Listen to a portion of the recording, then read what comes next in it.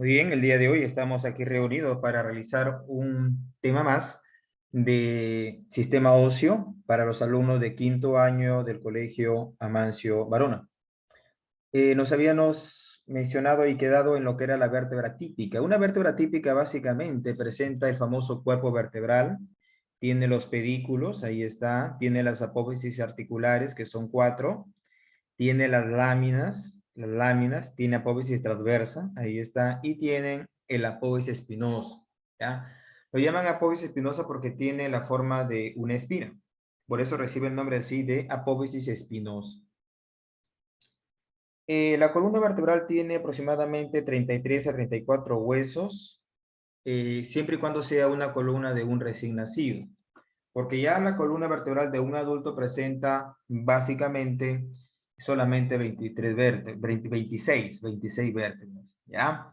Tenemos 7 cervicales, 12 dorsales, 5 lumbares, un sacro y un coxis, ¿ya? En este caso, las vértebras cervicales se caracterizan porque son las únicas vértebras que presentan el apófisis espinosa bífida, ¿ya? O sea, el apófisis espinosa bífida partida en dos, por eso le llaman bífidas, y son básicamente las únicas las cervicales. Luego hablamos de las dorsales, luego de las lumbares y finalmente el sacro. Para que se forme el sacro se han tenido que soldar 5 vértebras, ¿no? Como en este caso, 1, 2, 3, 4 y 5. Pero la primera vértebra se caracteriza porque presenta una referencia anatómica que se llama promontorio, ¿ya? El sacro presente promontorio. Luego tenemos un coxis que se ha fusionado entre 4 o 5 huesos aproximadamente, ¿ya? Muy bien, en algunos textos lo vas a encontrar que al coxis también se llama huesito de la alegría. En cuanto a las vértebras atípicas, encontramos el atlas, la C1, como la primera vértebra de la columna vertebral, y se caracteriza porque no tiene cuerpo vertebral, tampoco tiene apófisis espinosa, pero sí lo que sí tiene cavidad glenoidea para unirse con los cóndilos del hueso occipital y formar una articulación llamado occipito atroidea, que permite decir sí con la cabeza. La segunda vértebra de la columna vertebral se llama axis, la C2, y se caracteriza porque tiene la apófisis odontoides, ¿ya? Que precisamente se va a unir con el atlas para que el atlas pueda girar en ese nivel, sobre ese eje. Y esa articulación entre el atlas y el apófisis odontoides del hueso axis se recibe el nombre de atlanto-odontoidea. Atlanto-odontoidea, que me permite básicamente decir no con la cabeza. Luego tenemos la C6, que se caracteriza porque tiene una prominencia llamada tubérculo de Chassagnag, también llamado tubérculo carotidio. La C7 es la famosa vértebra prominente porque tiene la apófisis espinosa prominente. Ahí está, ¿ya? Luego tenemos el sacro, que como habíamos mencionado, se estarían fusionando 5 huesos. Y el sacro, la primera vértebra sacra, mírenme, presenta el famoso promontorio, que es una referencia anatómica, es un reparo anatómico importante en obstetricia y ginecología. El tórax tiene 25 huesos formados de la siguiente manera. Tenemos un esternón y 12 pares de costillas. El esternón tiene 3 partes, mango manubrio, el cuerpo, el esternón y el apófisis sifoides. Y tenemos los 12 pares de costillas de la siguiente manera. Hay que decir que son 12 pares de costillas, pero 7 pares son verdaderas. Se llaman verdaderas porque tienen cartílago propio para unirse directamente con el esternón. En cambio, las 3 pares de costillas falsas tienen cartílago común. Se unen 3 para unirse con el esternón. Y finalmente, las costillas flotantes, que son 2 pares, no se articulan con el esternón. Por eso dice que están flotando, también llamado asternales.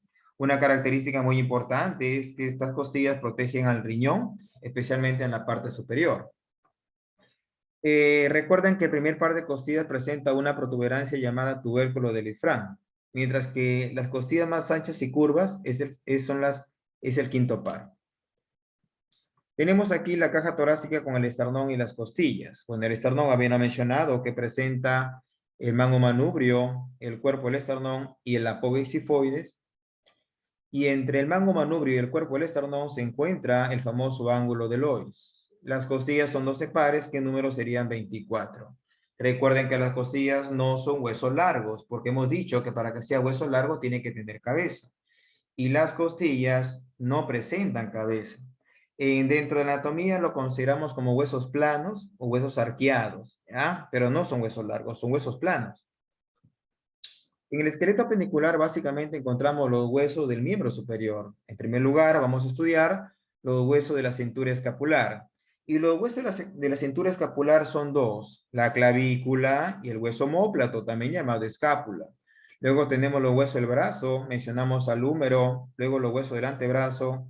Internamente o medialmente tenemos al cúbito o yulna y externamente encontramos al radio. Finalmente tenemos los huesos de la mano, que está formado por los huesos del carpo, ahí está, los huesos metacarpianos y finalmente las falanges. Hay que recordar que las falanges son los huesos de los dedos de las manos y se caracterizan porque son huesos largos. Antiguamente se llamaba falange, falangina, falangeta. En la actualidad, a cambio de nombre, se llama falange proximal, falange medial y falange distal. ¿Ya?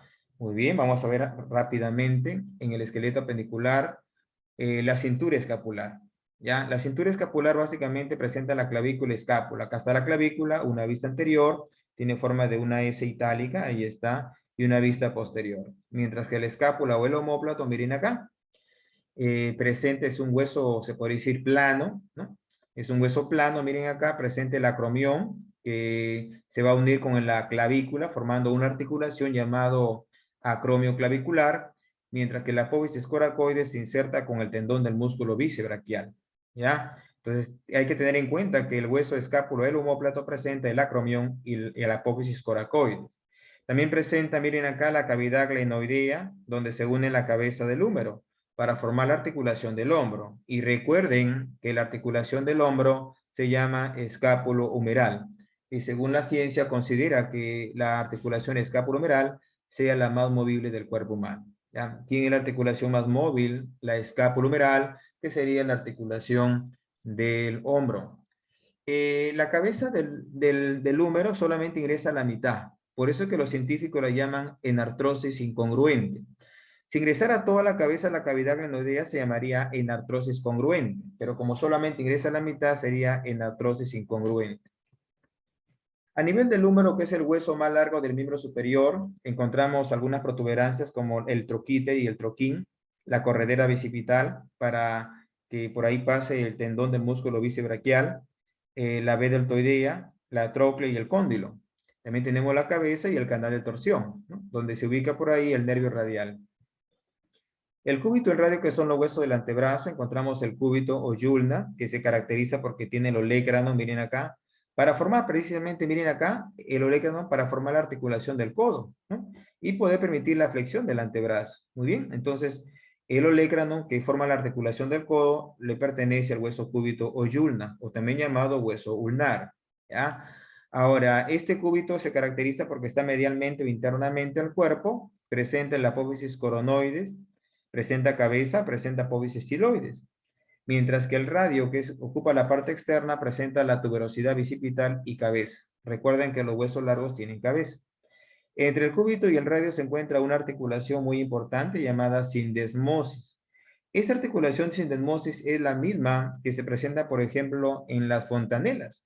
Según la literatura menciona que es una membrana interósea. ¿Ya? Vemos ahí, todo esto sería la visión anterior.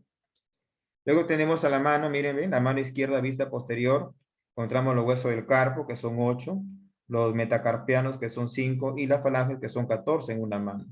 Entonces, los huesos del carpo de la muñeca son los siguientes. Tiene una hilera proximal o primera hilera, y luego tenemos la segunda hilera o una hilera distal. En la hilera proximal, encontramos el escafoide, semilunar, piramidal y pisiforme. Escafoide, semilunar, piramidal y pisiforme. Y en la segunda hilera, también llamada hilera distal, encontramos el trapecio, trapezoide, hueso grande y hueso ganchoso. Muy bien. Los huesos que están en la parte, en las orillas, se podría decir a los costados, por ejemplo, el trapecio y el escafoides, y el ganchoso y el piriforme, van a formar un túnel llamado túnel carpiano. Por ahí pasa un nervio muy importante llamado nervio mediano, para inervar prácticamente más de la mitad de la mano. Entonces, ¿quiénes forman el túnel carpiano? El hueso trapecio, escafoides, ganchoso y pisiforme. ¿Ya? Luego tenemos los metacarpianos, tenemos primero, segundo, tercero, cuarto y quinto metacarpiano.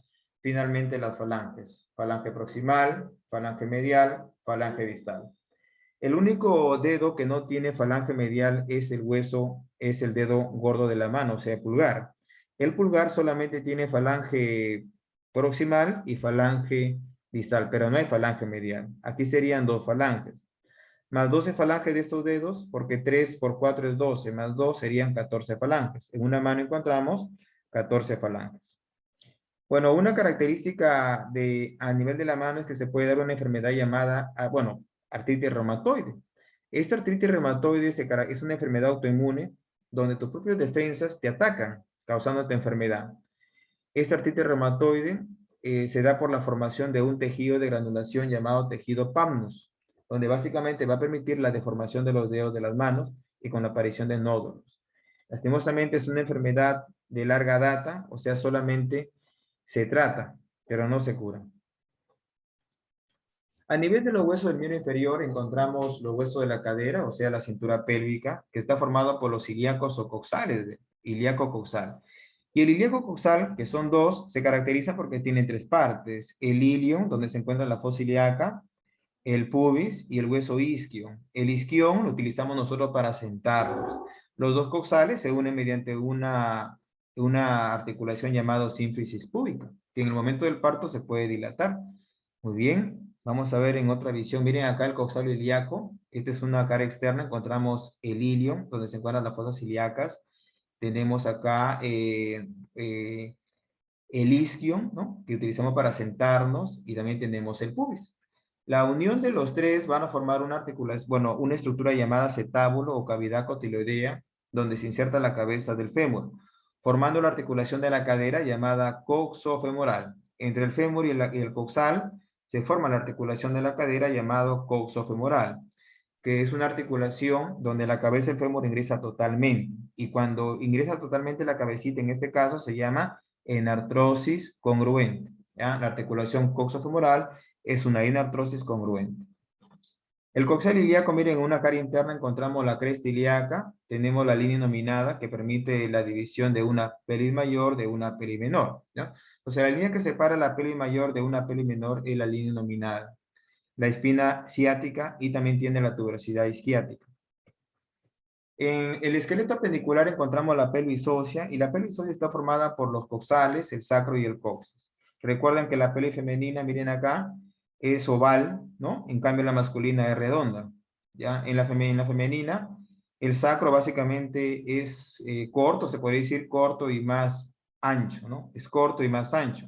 En la masculina, el sacro es más alargado y más estrecho. Entonces, como la mujer es más corto y más ancho, eso explicaría por qué la mujer tiene mayor caderas que el varón, ¿verdad?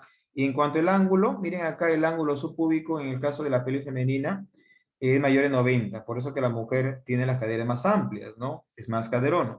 En cambio, el ángulo subpúbico de la pelvis masculina, mírenme, solamente es menor de 90 grados, ¿ya? Recuerden que la pelvis femenina es un poco, mírenme, es oval, en cambio la pelvis masculina es redonda, ¿ya? Eso explicaría por qué la mujer, ¿no?, tiene las caderas obviamente más grandes, ¿no?, o más anchas, ¿no?